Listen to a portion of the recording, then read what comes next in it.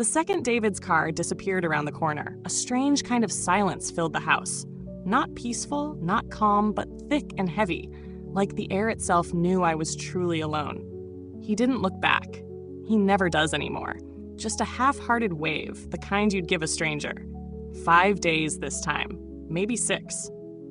I watched the street for a few moments longer before closing the blinds, trying to shake the emptiness that always followed his departure.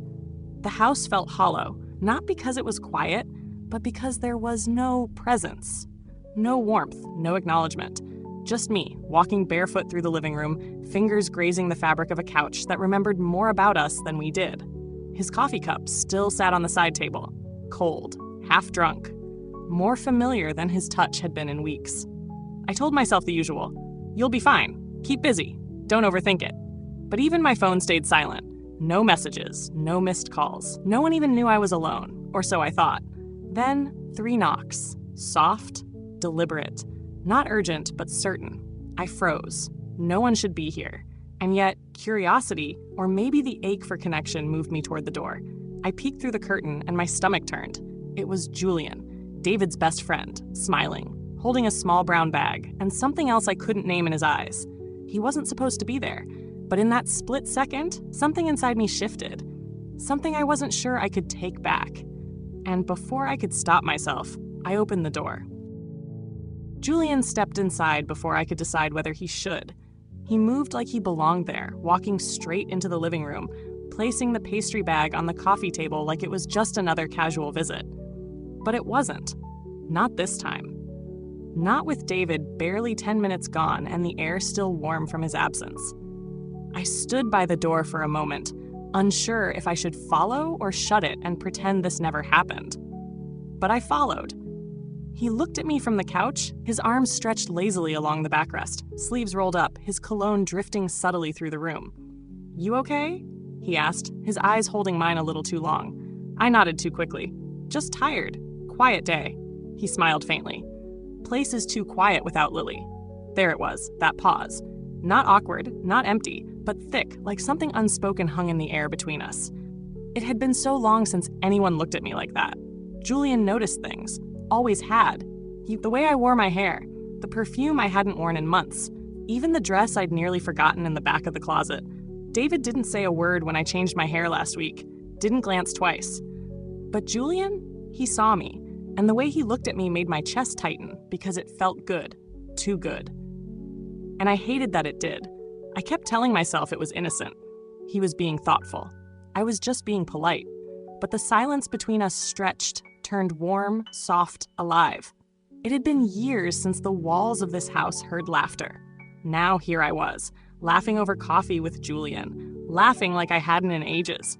Real laughter, not the kind you fake at work or force for the sake of your child. This was different. This was me. And that realization scared me more than anything, because I wasn't sure when I'd last felt like me. Julian leaned back into the couch like it was his own, his fingers drumming lightly on the armrest, as if waiting for something. Maybe for me to breathe, maybe for the quiet to settle again. "I brought those pastries you and David used to love," he said, nodding to the brown bag, "from that little cafe near the park.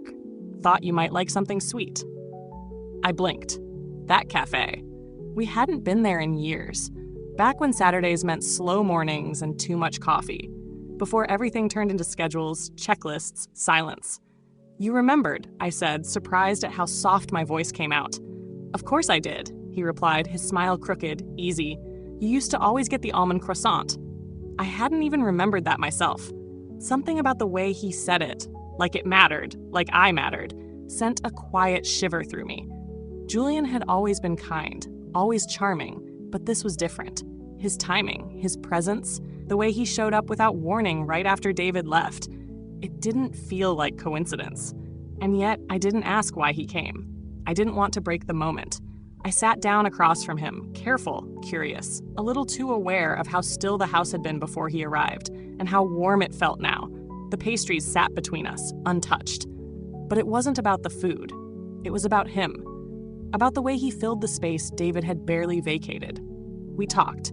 Nothing deep. Movies, work, some funny story about a neighbor's dog. But under every word was something else. A current I didn't know how to name yet.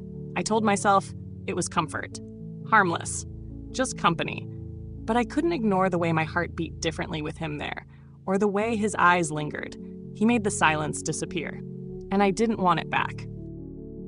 Julian reached for his coffee, his fingers brushing mine. Barely a touch, but it sent a ripple straight through me. I didn't pull away. He didn't apologize. There was no need. We both felt it, that slow, invisible pull neither of us dared name out loud. "You changed your hair," he said casually, like it was the most natural observation in the world. But his eyes didn't waver. They stayed locked on mine. Steady. Intentional. David hadn't noticed. Not last week. Not even with the new color, the cut. Not a single comment. But Julian, he saw it instantly. He saw me.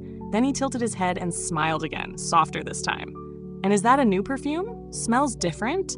Nice." I felt the breath catch in my throat. He was noticing all the things I used to hope David would.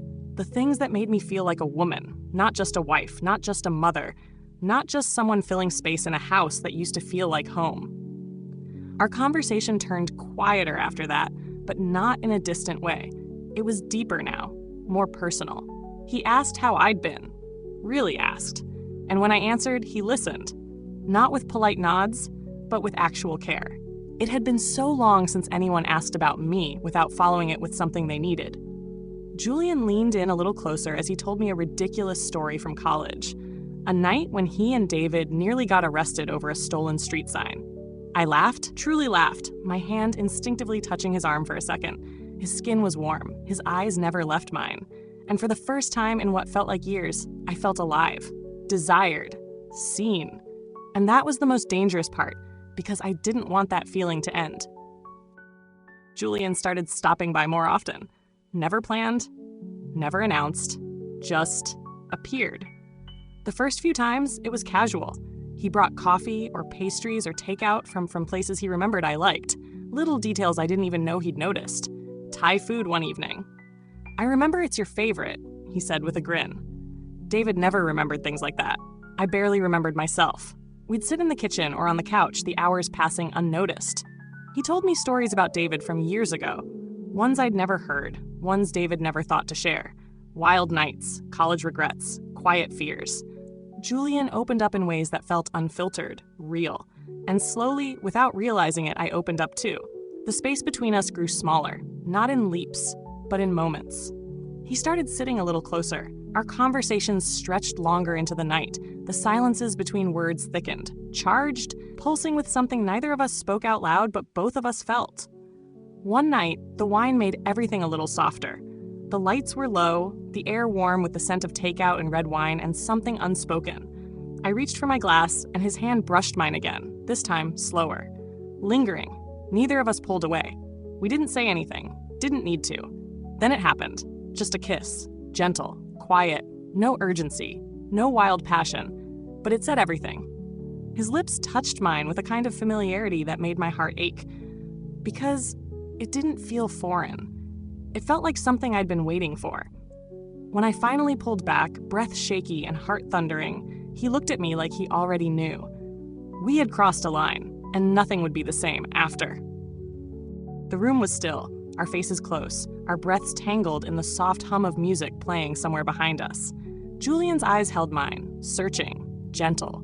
I could still feel the warmth of his lips on mine, and for one suspended moment, nothing else existed. No time, no husband, no consequence. Then my phone buzzed. I reached for it, hand trembling, and glanced at the screen. "David, flight got moved. I'll be home early. Love you." Just like that, the moment shattered. I pulled away from Julian too fast, like the guilt had finally caught up and grabbed me by the throat. My heart pounded. Not with excitement now, but with panic. The weight of what had just happened crashed down like a wave, cold and merciless. "I can't," I whispered, barely able to look at him. I can't. He didn't argue. He didn't ask for anything. He simply nodded quietly, with something like understanding in his eyes that somehow made it worse. He picked up his jacket, walked to the door without a word, and left. No dramatic goodbye. No accusations. Just the soft click of the door closing behind him. And then it was quiet again. But not the same kind of quiet. This one was louder, full of everything I had allowed, everything I hadn't stopped. The silence wrapped around me like a punishment, echoing with the memory of that kiss, of Julian's touch, of the part of me I'd tried to bury for years that had suddenly come alive and now didn't know what to do. David would be home tomorrow, and I had no idea how I was going to look him in the eye. David walked through the front door the next afternoon, suitcase in hand, smiling like nothing had changed. "Hey," he said, setting his bag down and leaning in for a quick, familiar hug. "How was everything?" I smiled back. I had to. It was automatic now, second nature, like setting the alarm or locking the door. He moved around the house with ease, chatting about work, his delayed flight, the man who snored too loudly on the plane. I nodded where I needed to, laughed in the right places, but it all felt distant, like I was watching someone else live my life. Because in my mind, I wasn't with David. I was still in the living room with Julian. I kept waiting for a message, a call, even a vague check-in.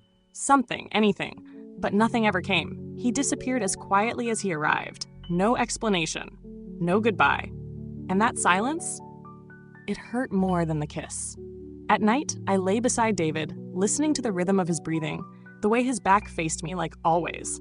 I stared at the ceiling, eyes wide, body still, wondering if he could feel the shift, if he sensed something different, if he knew.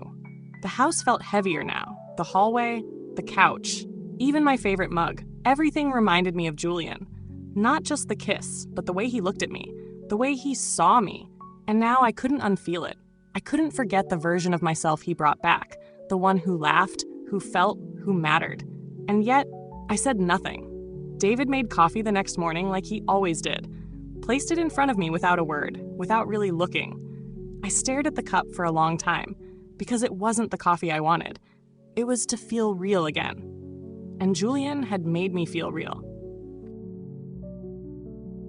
Sometimes in the middle of the night, when the house is dark and David is asleep beside me, his back turned, his breathing steady, I stare at the ceiling and wonder, what did I really do? Did I betray him? Or did I just reach for something that had been missing for far too long? I didn't plan the kiss. I didn't go looking for it. But I didn't stop it either. And that's what haunts me, not the act itself, but how natural it felt. How right it seemed in a moment that wasn't supposed to exist. Was it emotional cheating? Or was it just being human? Loneliness has a way of eroding your sense of right and wrong. It blurs lines, softens boundaries, makes you forget how long you've been holding your breath just to keep everything together. I think about Julian more than I want to admit. Not because I'm in love with him, but because he reminded me of a version of myself I thought was gone. The one who laughed freely, who felt seen, who still believed she mattered. I question everything now, not just my choices, but my needs, my marriage. The silence in our home speaks louder than it ever has. It lingers in every room, every routine, every touch that no longer feels like comfort. And I wonder, was this really the first time I slipped, or just the first time I noticed? I don't know how to go back to who I was before Julian, to what David and I used to be. And maybe the hardest part isn't the guilt. Maybe it's the emptiness that followed. Because once you've been seen, truly seen, it's hard to go back to being invisible. I never meant for any of this to happen. I wasn't chasing excitement. I wasn't looking for a secret. I was just lonely, so deeply, achingly lonely, that when someone finally saw me, I forgot what the rules were supposed to be. This isn't a story about infidelity. It's a story about invisibility. About how easy it is to disappear in your own life when no one's really looking at you.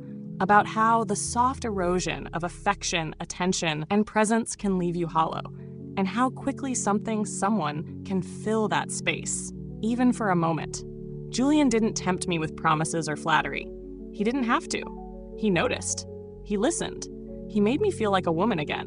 Not a wife on autopilot or a mother who's always needed, but someone who could still stir desire just by existing. That shouldn't have felt so rare, but it did. And when he leaned in, when his eyes lingered, when his voice dropped, when his hand brushed mine, it wasn't scandal that overwhelmed me. It was relief. A relief so sharp and unexpected that I didn't know where the line was until it had already been crossed. Now I carry this silence.